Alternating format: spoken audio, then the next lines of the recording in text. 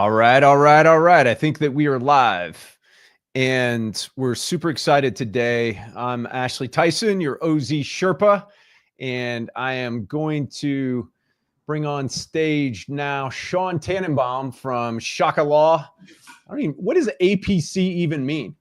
A professional corporation. Oh, look at that. See, you learn something new every day. It's one of those, is that a California thing? Yeah, in California, your only options are either being a partnership or a professional corporation or sole prop. So Yep. we are a professional corporation. Thanks Mine, for having me on, Ashley. it's interesting because in North Carolina, because my law firm is Tison Law, but it's PC, right? And maybe California was like, they were like, we've gotten hammered with that whole PC thing, so we're going to shift it to APC, so that way we don't get hammered even more about the politically correctness thing. All right, so we're going to be going over trust in estates today. A little bit of a break from the norm.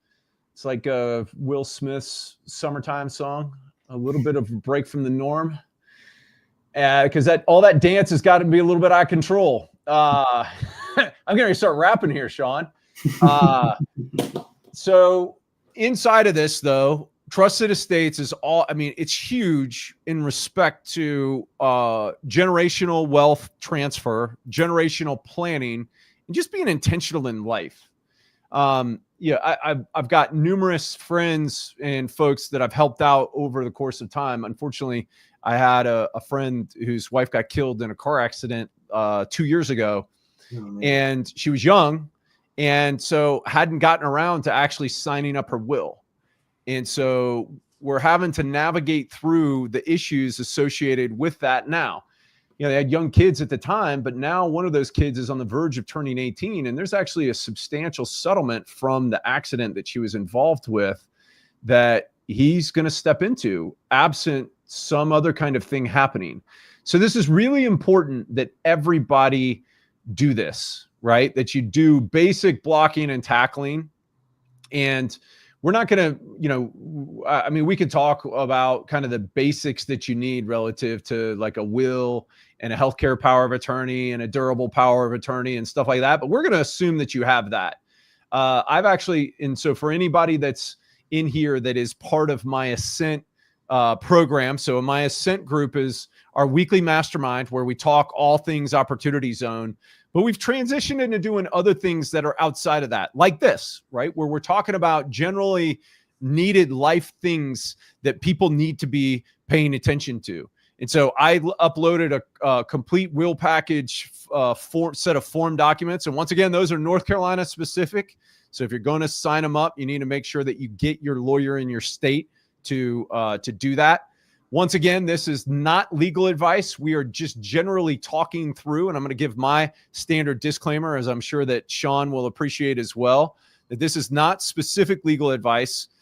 Sean is licensed in California. I'm licensed in North and South Carolina, but we are not giving specific legal advice. We're going to maybe talk about some state-specific things. We're going to talk about legal topics here, but certainly you need to consult with an individual attorney. If you want to talk with Sean, he can certainly assist you with that. We're going to have information about that later on in the program about how you can get a hold of him.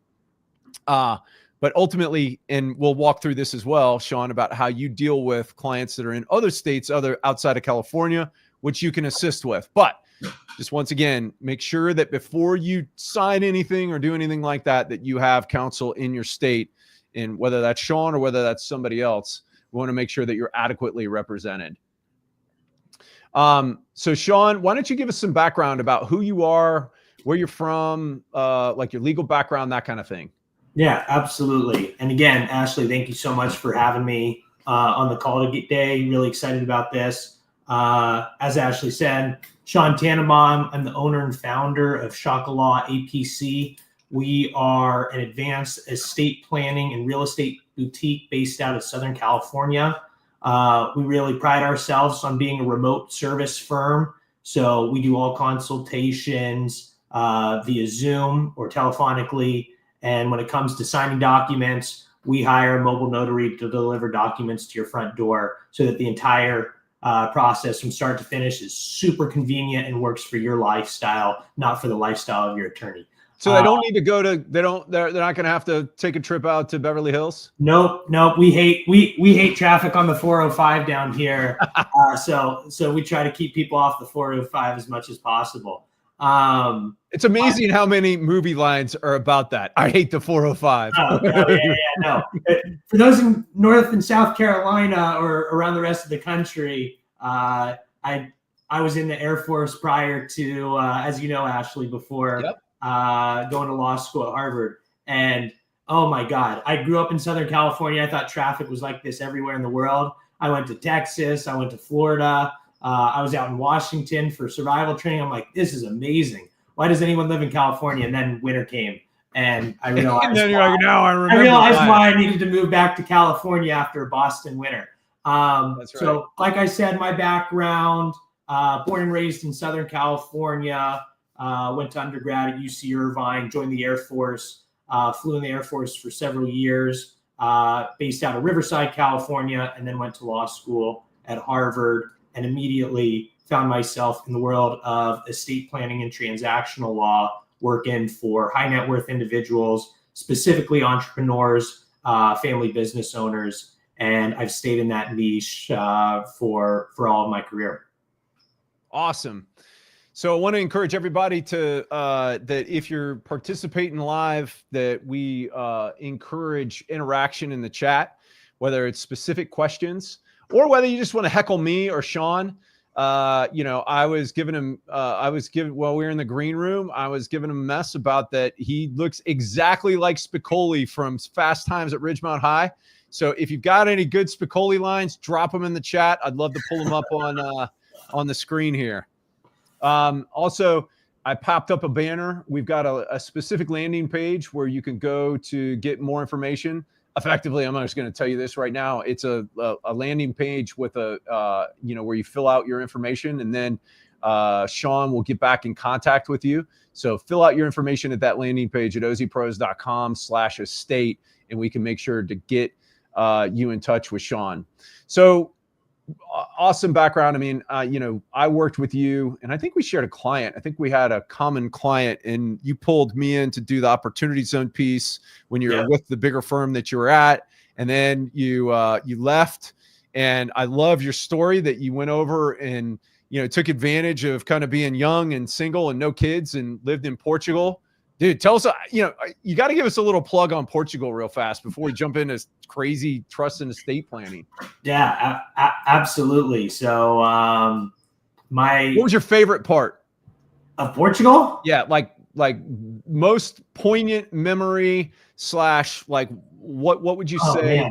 There's a lot of great moments in Portugal, but top has to be showing up day one, having never been in the country. The reason I went there, my dad moved there and retired there. He was a pilot for American Airlines, had traveled all over the world. And he's like, Sean, hands down, best place in the world to live is Southern Portugal, the Algarve region, which nobody talks about. And I said, fine, I'll come check it out. He sent me an apartment listing. He's like, you gotta give this a serious look. So I said, okay, sure. I'll check it out. I scheduled a showing. I drive into this little sleepy Algarvian town called Praia de Luz with my then girlfriend, now wife, soon to be mother of my first kid. Congratulations, by the way. Thank you very much. I know that you're on standby now, so let's hope that you don't get called, right? I know. But we roll into town. We check out this apartment. It's panoramic, 180-degree views of the ocean for a price you wouldn't believe.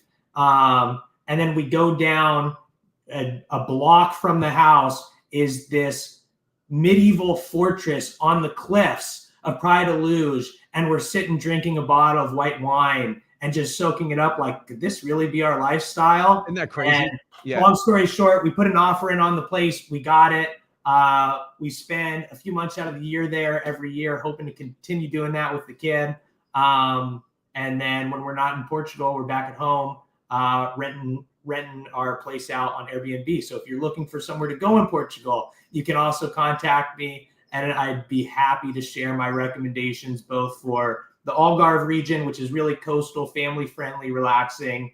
And if you're looking for something more adventurous, more sightseeing, Lisbon, Porto, we've been all over the country, and we love sharing our love of Portugal with other folks. I definitely am going to take you up on that, and I will be booking your Airbnb. There's nothing like having a local tour guide to kind of guide you through the process. So in addition to your trust and estate plan, you can get some great, some Portugal advice there too.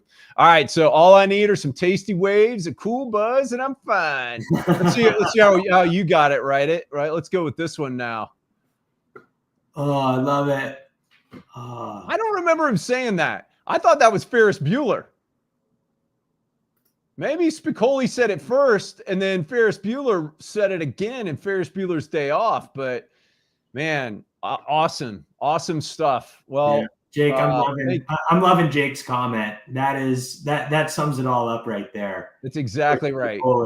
Exactly right. And so so this is the goal of what we're trying to accomplish inside of the estate plan, is to get our kids to where they are industrious enough so that they make enough money so that they can enjoy this stuff, so that they are not Spicoli. So it's kind of ironic that we're channeling Spicoli, because we're literally trying to get our kids to not become be that. Yeah, we do not. We are the antithesis of creating Spicolis. All right, good stuff. So the way we're kind of handle this, and I thought that this would actually be kind of cool, is that I hired Sean to do my estate planning. And I had a revocable trust that I set up, that I had in place, and I set it up pre-getting married. So pre-getting married on my second time around, I had a relationship reorganization. I got full custody of my 3 boys, and then got a greatest sales job of my life was bringing Christy into the mix. But I had amended the trust shortly after getting married. And so we've got a First Amendment to that trust. And then inside of it, that trust was set up so that and Sean, I think you can confirm this, that it, paid out at milestones. And I think it paid out as early as 21, right? That it gave them a load of capital at 21. And then I think it fully paid out by the time they were 35.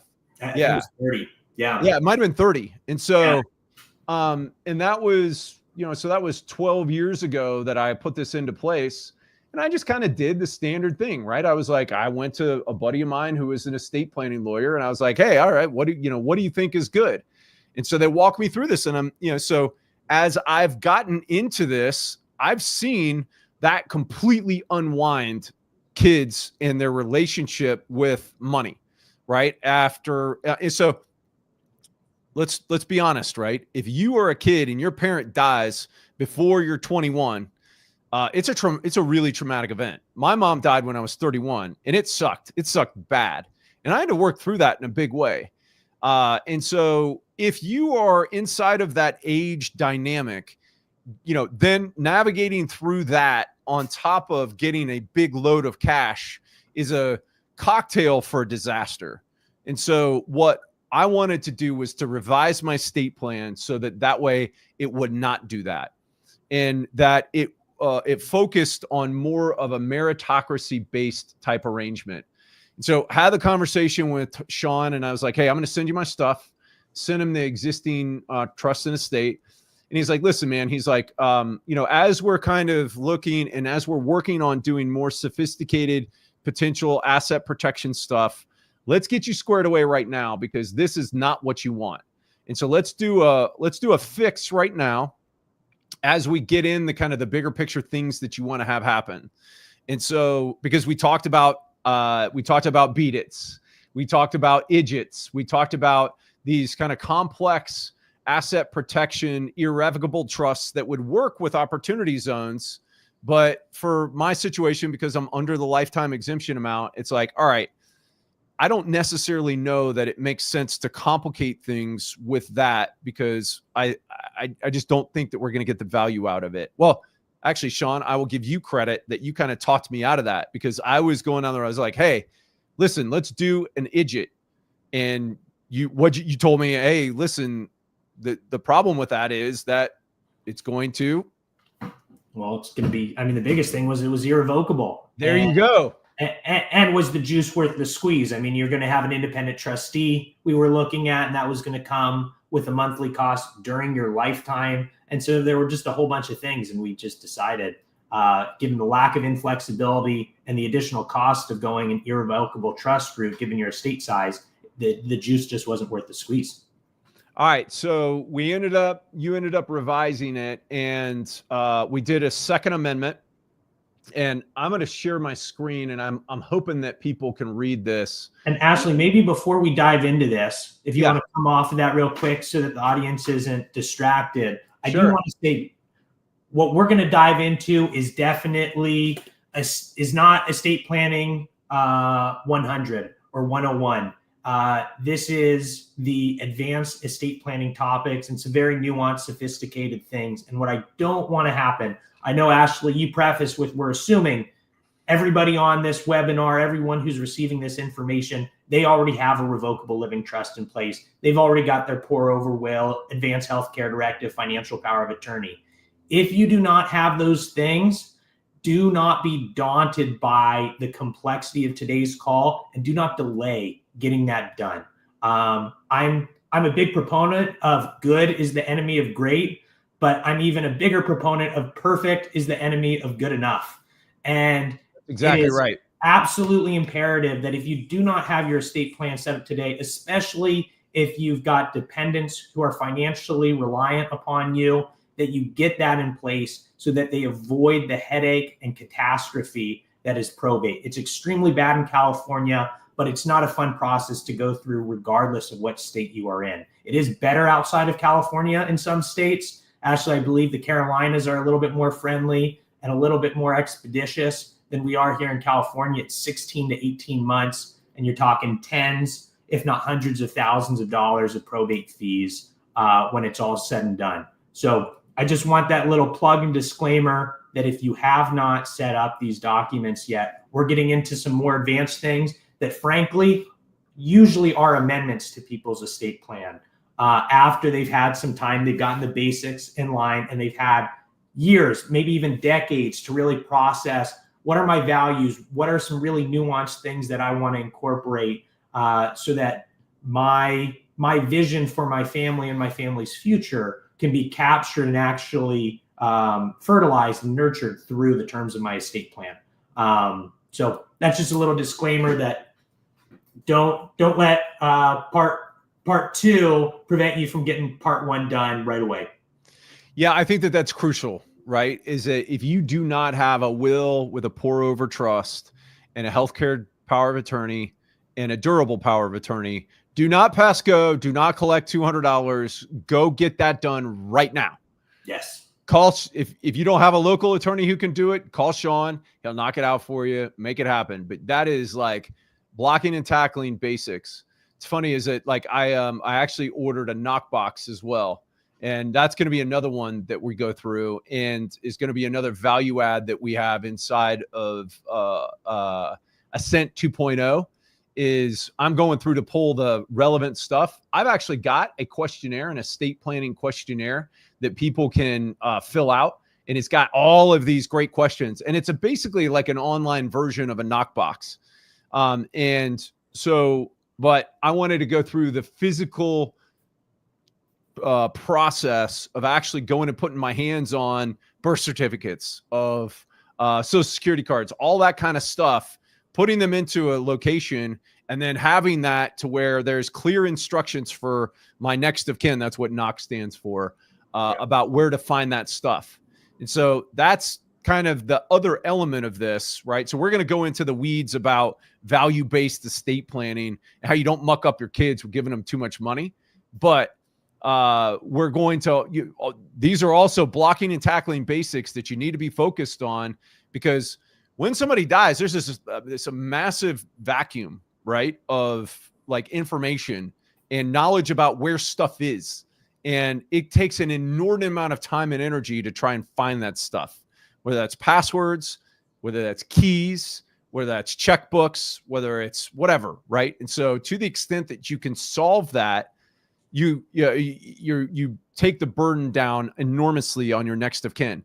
The other thing that it does is that it presents it and it puts it into one spot so that if you're in an emergency situation, you've got a grab and go like box that you can take with you and you can get out of Dodge, right? Whether that's a fire, whether that's whatever it is, a flood, natural disaster, you name it, it's set into one location where you can get access to that stuff and bounce with it. So that's kind of the other piece of this, which once again are kind of basic level stuff, but that a lot of times people don't talk about. Yeah. And Ashley, we've talked about this before, and I'll just kind of supplement what you just said. This isn't legal advice. This is just life advice. Everybody should have a fireproof safe with a digital punch code in their closet with at the very least, a document with all of their critical usernames and passwords printed out and stored in there. And somebody that you love and trust should have that code and know, hey, there's a fireproof safe. If anything happens to me, when it comes to accessing my digital life, there is a piece of paper in there that will give you access to everything. And if you have cryptocurrency holdings, I mean, they're gone forever if you don't have that piece of paper in a safe. And so fireproof safes are great, but if the fire's hot enough, it can vaporize paper inside of a fireproof safe. Yep. So one of the things that I did for my crypto, the 24-word passkey, is that I put it onto a metal plate and actually like engraved it. Yep. Now, it was a gigantic pain in the neck. I ain't gonna lie. And my oldest son, who's actually really crafty, he did it for me. But man, I did like the first 2 words and I was like, yeah, no way. I'm like, yeah, you gotta be pretty careful sharing your crypto account access with an engraver and saying, hey, here's the 24-word passkey, because they could literally go in there and take everything. Yeah. You almost have to do it like with like how they did the nuclear stuff. You give the first guy the first 12 words and the second guy the backside, right? Yep. All right, so we're rabbit holing, but these are really relevant rabbit holes, which I love this stuff, and I think we're probably going to end up doing this on a regular basis, Sean. Yeah, whether we do it live or whether we do it as bonus ascents or something like that. But I think that it presents an opportunity for people to kind of learn about different things that are relevant inside of a very relevant topic, right? Because there's 2 things in life that are certain: taxes, which we can minimize, and death, right? None of us can avoid it. And so what's happening. And so it's like, all right, why is it an issue to talk about it and to plan for it, right? And to try to minimize the effect on the people that you love. So, all right, I say we jump into it. Let's pop it up. Let's pull up your estate planning documents. All right. So this was the actual Second Amendment, right? And if you want to just zoom in, and Ashley, I can kind of jump in and kind of just give an overview of what we were doing. I hereby give you consent to share this with the world. That's all I need. We've already got it in writing, so I'm good if you are. All right, let's focus on Article 11 first. So originally, as Ashley mentioned earlier in the call, his trust was originally set up so that everything would go to his spouse, and then upon the passing of his spouse, the trust would split into 3 equal shares for the benefit of his 3 boys.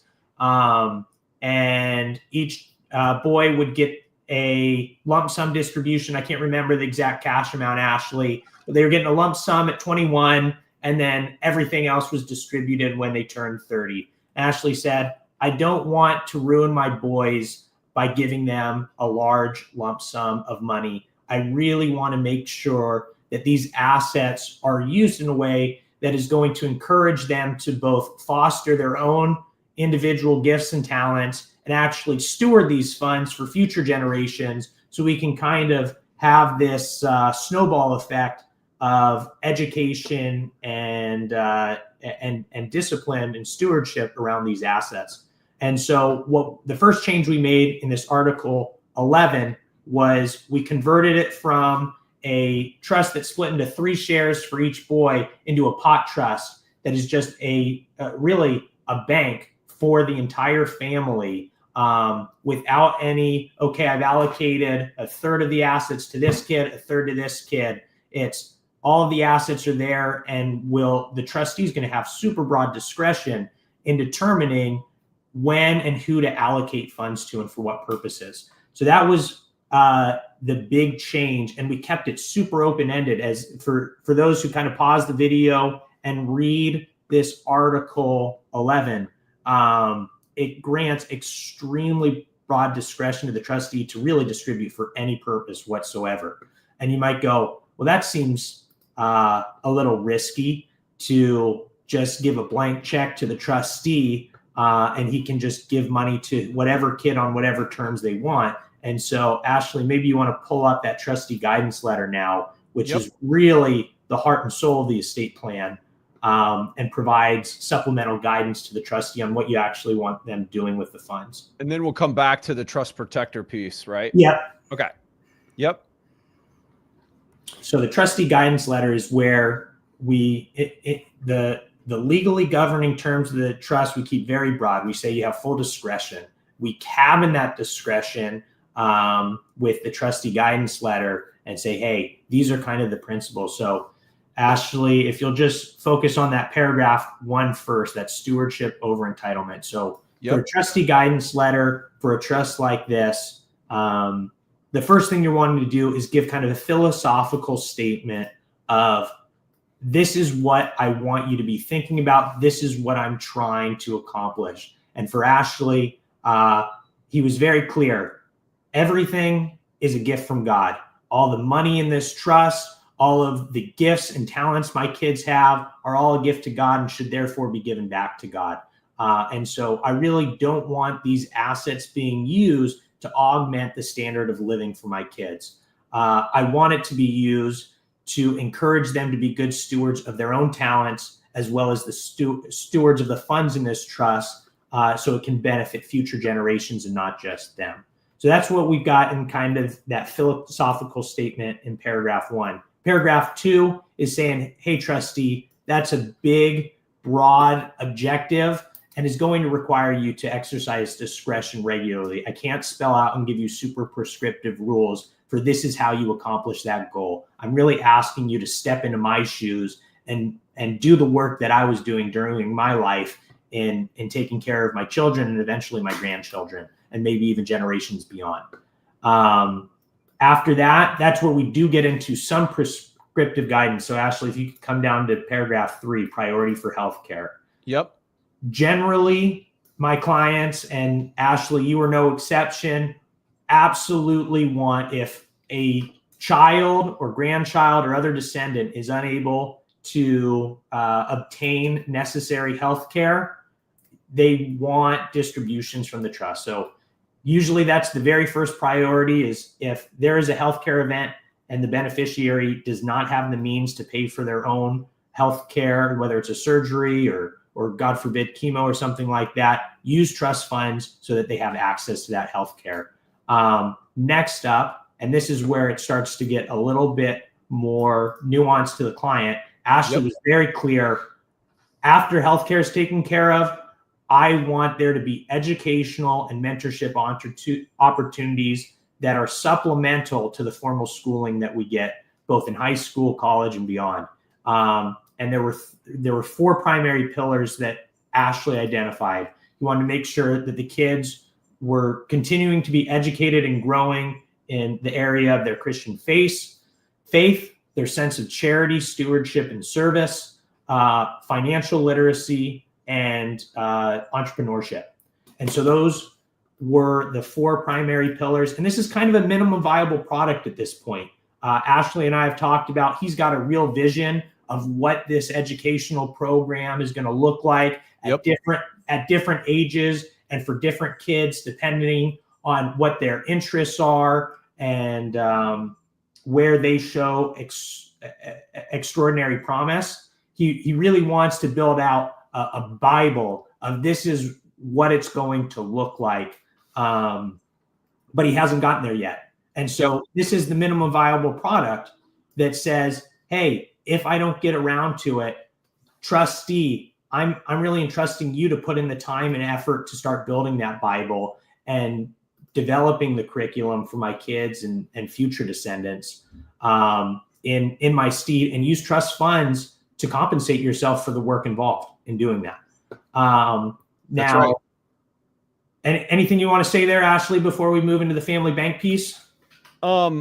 No, I think that, yeah. And once again, right, like, so the goal here, and I'm trying to do this as I go along with the boys, right? I'm trying to educate them along the way, trying to, inculcate values with them, that kind of thing. But at the end of the day, if for whatever reason I get hit by a bus and I'm not able to continue that, I really, really want this to continue to be a lifelong process for them relative to expanding, right? And then them having access to cash to be able to carry on that vision for their own kids and grandkids, and to where we can use this as a way to start a snowball that will ultimately be there in a big way for being able to carry this forward. And I don't know, if, when OZs 2.0 come out, and I'm able to sell OZ Pros for $1 gazillion to somebody, and I've got a big load of cash, more than likely I'm probably going to end up starting a nonprofit, and I'm going to use my gifting strategies to form a DAF and to be able to gift into that and have a nonprofit that does exactly this, and or partner with ones that are already kind of doing something similar to this, but that specifically execute on that mentorship and guidance and direction as it relates to the financial, their financial literacy and financial well-being. And that's the big picture vision that I've got. I think that this, once again, to your point, is that it's like, man, I got all these great ideas and concepts, right, about like what I want to do, and the problem is that like, if I wait to try to do this massive thing, I can, shortchange it in the meantime.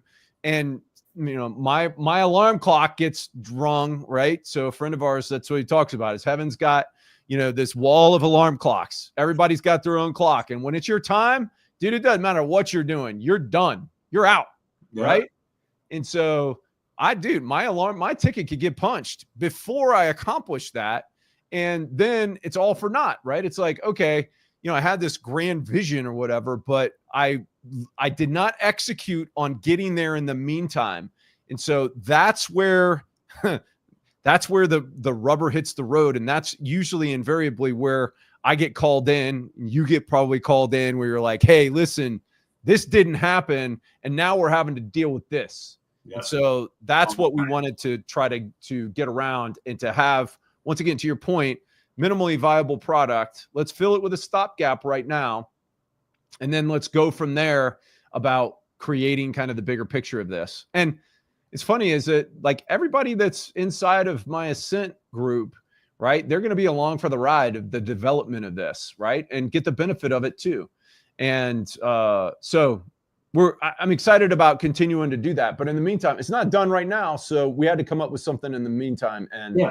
And that's what's amazing about using a trustee guidance letter to supplement the terms of your actual trust, is it is so flexible. It's so easy to just sit down with your estate planning attorney and continually update and revise this. And your attorney keeps it on record, and it is really the gatekeeper of saying, hey, this is the final expression of what Ashley wanted the trustee to do. And so when you do something like create a foundation down the road, Ashley, after you sold OZ Pros, we'll almost certainly be building into this paragraph 4 education and mentorship, specifically educating your beneficiaries on the mission of the foundation, the history of the foundation, and what's worked and maybe what hasn't worked in the past in accomplishing the mission of that foundation.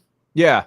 The other thing that this is really important too, right, is that this is not limited to, and so we're going to get into this in the bank here in a second. It's not limited to my kids or their kids.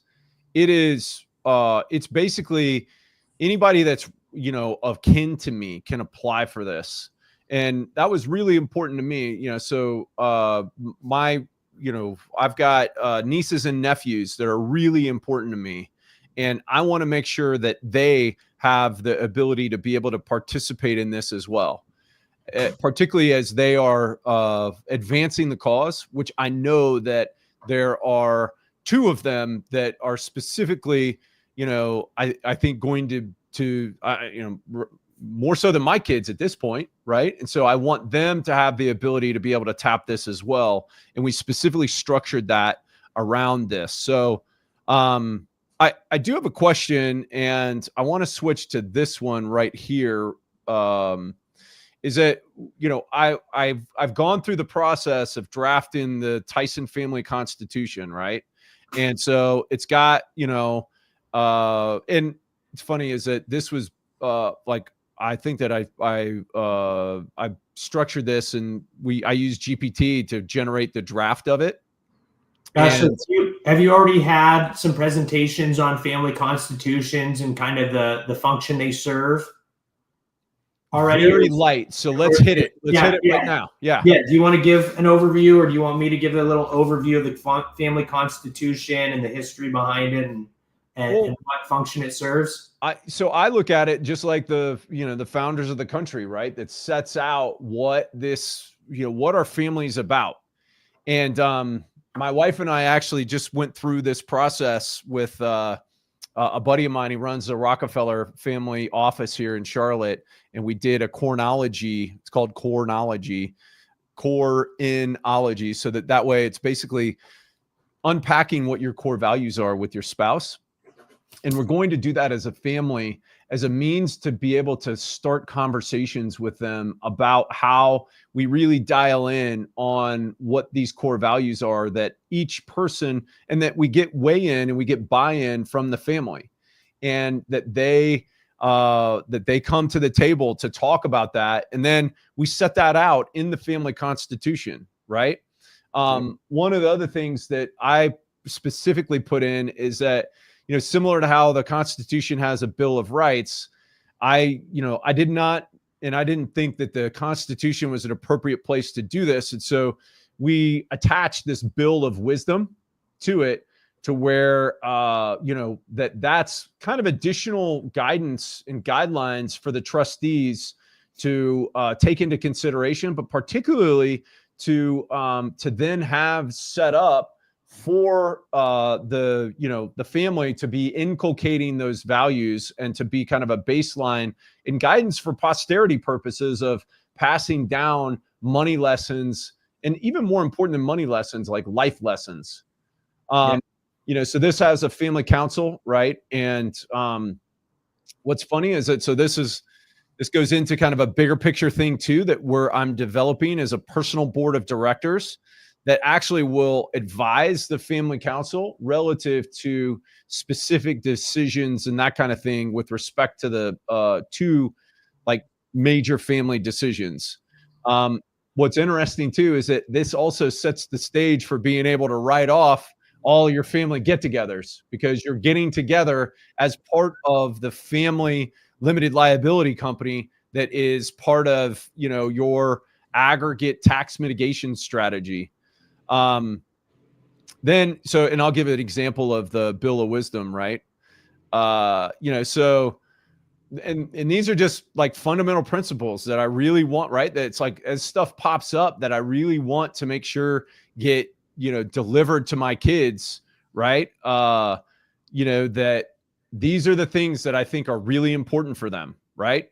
Revenue leads expenses, don't go out and buy that lawnmower until you got a lawn job lined up, right? And so it's just different things like that that I thought were important to get in. But walk us through as well the legal implications of a family constitution as well. Yeah, you gave a great over there, Ashley. I'll start with the overview that, much like the trustee guidance letter, a family constitution is not a legally binding document. It is not a contract between individuals. It only is effective to the level in which you have buy-in from the members of your family. So I always encourage people who are thinking about setting up a family constitution, involve all the members of your family who are going to be, for Ashley, it's beyond his immediate family. It's beyond his kids. It's his nieces and his nephews, brothers and sisters as well. So pull in all those interested parties to actually have contributions and to get invested in, hey, we all agree this is a good idea and we all want to participate in it, because the level of buy-in you have is oftentimes directly linked to the level of involvement everybody had in creating the document. It's always interesting too, right? Like how I have these ideas, and then when you go to actually execute them, how it always it's never how you envision it, right? So I'm envisioning like this kind of like Wall Street level board meeting, right? Where we come in and we get feedback and we're whiteboarding and we're like, oh yeah, everybody's like, oh yeah, let's talk about that. Let's do that. Oh yeah, this is cool. And invariably it's us sitting around, right? Like outside of my pool, and I might have their attention for like 15 minutes, right? To plant the seed with them. But that's the key is, you know, and I have to continually tell myself this, that, you know, and I mean, I get imposter syndrome all the time, because I'm like, who am I to be assuming kind of patriarchal authority over this family? And it goes down to such a time as this. No. Well, exactly. And if not me, then who, right? Yeah. And if not now, then when? Yeah. And I think that that's the question that each and every person out there needs to ask, right? Why not me instead of why me? And so that's what I continue to have to remind myself of is, all right, you may not get 100% cheery buy-in, but everything that you do along these lines is laying a foundation and it's planting a seed that ultimately will bring benefits down the road. And, you know, even if it's at the very least that I'm just walking people through like, hey, this is some of the things that I'm doing intentionally to try and bless our subsequent, you know, well, you guys, and then your kids and your kids' kids, right? And, you know, big picture, what I want to do is I want to be able to have enough wherewithal to be able to take everybody to, and it's funny is that I actually have a property that we could do this at, well, potentially do it at, but I want to take everybody to there, and maybe around Thanksgiving, maybe around Christmas. It's tough to do it around the holiday. So maybe it's the summertime, but to specifically sit them down and to pay for it, right? And then to have some intentional folks come in and talk to them about these exact things, right? And for us to set the stage for how this family council is going to work, and then how they can access the family bank as well. Yeah. So coming on that point, coming back to what does the family constitution actually do? It accomplishes many things. First and foremost, it's a statement of a family. It's a mission statement for the family, a compass that'll direct the family. The goal is for generations to come on, this is what we value as a family, and this is what we work together to achieve. Next is it's going to be, as Ashley was talking about, a compendium of family history and stories and generational advice that you want to pass down from generation to generation, which is going to be a living, breathing document and a storehouse of, wow, this is the accumulated wisdom of our family. And then finally, and maybe most importantly, is much like the Constitution, it is a charter for making decisions as a group and how are decisions made. Ashley's already said, I'm working on pulling together a board to help direct my family that might actually include people, things like my CPA or my trust attorney, who's going to be on this board, not necessarily as part of the family, but they're going to have a seat at the table and a vote. You may also choose to include criteria and conditions for participating in certain types of votes, age requirements, educational requirements, or a history of participation in the past. And if you're not attending meetings, if you're not staying informed. So there's a lot of things that just determine the rules of the game for the family and what is deemed fair. Are you playing by the rules? Are you complying with the criteria we all agreed to, maybe this generation, or maybe we agreed to 5 generations back, and it's been serving our family very, very well. And those are the most successful family constitutions, just like our Constitution. It was not a perfectly drafted document, but once it has worked for generation upon generation upon generation, the level of buy-in from those future generations, it's the seasoning of the Constitution that's even more critical than getting the terms exactly right. And for it to be successful and to season beyond 1 or 2 generations is to have really strong buy-in from generations 1 and generations 2. In my experience, that's what I've seen. I haven't been around for 2 generations, unfortunately. So I have not actually created any that have been seasoned, but I have reviewed the history. I've worked with families who have extremely seasoned family constitutions, and they're very, very successful. I've also seen families that have set them up with me, and they're in the trash can 2 years later and are never thought of again. Yep. Usually because one family member really, really wanted it, and the rest of the family really could have cared less about the document that was being prepared. So all good things to think about. Family constitutions almost always created and paired with a legacy trust and some financial incentive that says, hey, the assets are actually family assets. They are not Tim's or Bobby's or Jim's. They're the families. They're the Tison family assets and will be in perpetuity. And this family constitution is to help facilitate the management of both the soft, intangible kind of knowledge and wisdom factors of the family, but also the financial resources of the family across generations. And it's funny because as you're sitting here talking about this, it brings back to mind a story in my story, really, of like my family. So my great grandfather was a successful businessman that had his dad actually had a livery stable, and they had a bunch of mules. And after World War I, they were getting ready to have to kill the mules because it was too costly to feed them. They didn't have enough jobs for them. Yeah. And so my great grandfather said, hey, let me see if I can get a job like grading this guy's. He's got some potholes and stuff like that. I'm going to go do his driveway. So he did his driveway. He did a local road, and he ended up parlaying that into a heavy highway company. Wow. He ended up, being, it was right place, right time. He had that heavy highway company rolling when World War II ended and they had the interstates come along. And so it was extremely, profitable and generated an enormous amount of wealth for the family. And unfortunately, he did not do this exercise. He did not go through and get buy-in from the aggregate family. And instead, it was kind of a hodgepodge of things. It's funny because he ended up buying and owning North Litchfield Beach, which is about 2 square miles of Carolina beachfront property.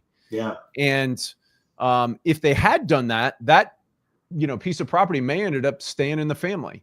And, it ended up getting sold, and then the money got spent, and then it just kind of went out. And so it was literally short sleeves to short sleeves in 3 generations, like they talk about. And so, he had at one point in time over 10,000 acres of land down in South Carolina, and the last 80 acres of the land got sold this last year. The last vestige of land got sold. And so I've got a personal kind of history with that, of being like, man, if we would have, so I saw it go from big to little, right? I personally witnessed that. Yeah. And what now I want to do is let my kids and grandkids see it go from little to really, really big and really, really powerful, doing some really cool things. Because at the end of the day, it's not about money. It's about what you do with the money. Yep. And that's what I'm trying to hand down to the subsequent generations. So I'm seeing Jake's got a great question. And I want to jump in and just respond to it real quickly. So how can OZs and estate planning be used together? Great question, Jake. I'll start by saying, obviously, an opportunity zone is a tax vehicle. Yep. So anything that you're doing with your estate planning and dovetailing with an opportunity zone should be tailored to tax optimization. Something that earlier Ashley mentioned, hey, we were looking at doing an IDGIT for high net worth individuals who have a taxable estate, which currently for a married couple, you can say is around $28 million. For an individual, $14 million. If you are worth more than that, you have a taxable estate. Anything over that amount is going to be subject to a federal estate tax of, just call it 40%. It's graduated much like income taxes, but it gets to the top marginal rate quickly. So almost all estate planning attorneys are going to just say a flat 40%. Yep. 40%. It's a little bit more nuanced than that, but so OZs. So OZs, Ashley, you can jump in and give this nugget, because the drawback to putting things in first I'll give the drawback to putting things in an irrevocable trust. Ashley, you can explain how OZs overcome that drawback. Exactly right. When you load assets with low basis into a irrevocable trust like an IDGIT or a BDIT or a GRAT, there's a whole alphabet soup of irrevocable trusts that you can do this with. You are not eligible for a step up in basis on death. You freeze the basis at the time you transfer into that irrevocable trust. So if I have a piece of real estate that I acquired and have appreciated down to a $0 basis by the end of my life, my basis is zero. If my descendants, the beneficiaries, the trustee of this trust, end up selling the asset for $2 million, I've got a $2 million gain. I've got 20% federal tax on that, assuming it's long-term. And then I'm going to have state in California, got another 18%. I'm at 38%. I didn't realize it was 18%. State, yeah, California does not differentiate between capital gain and ordinary income. They just treat it as ordinary. Top marginal ordinary income rate is 18% in California. So in California, I sell a piece of California real estate that's got a basis of zero for $2 million. I owe 38% taxes between state and federal. A huge, huge bummer. OZ Pros and opportunity zones can help you with that. Ashley, Sure. You jump in. So once again, key piece there is that you've got your lifetime exemption, right? That you've got, and it's $30 million. And so if you have assets at the time of your death that are underneath that $30 million amount, then you don't pay taxes on that. And so one of the key pieces is trying to freeze your estate value for purposes of the valuation relative to that lifetime exemption amount. When you put money into a qualified opportunity fund, you effectively freeze the amount during the duration of your hold of that fund. And so if you put $1 million into a qualified opportunity fund and then you were to die while you held that fund, your estate is going to step into your shoes at that $1 million number, not what it's worth at the time of death.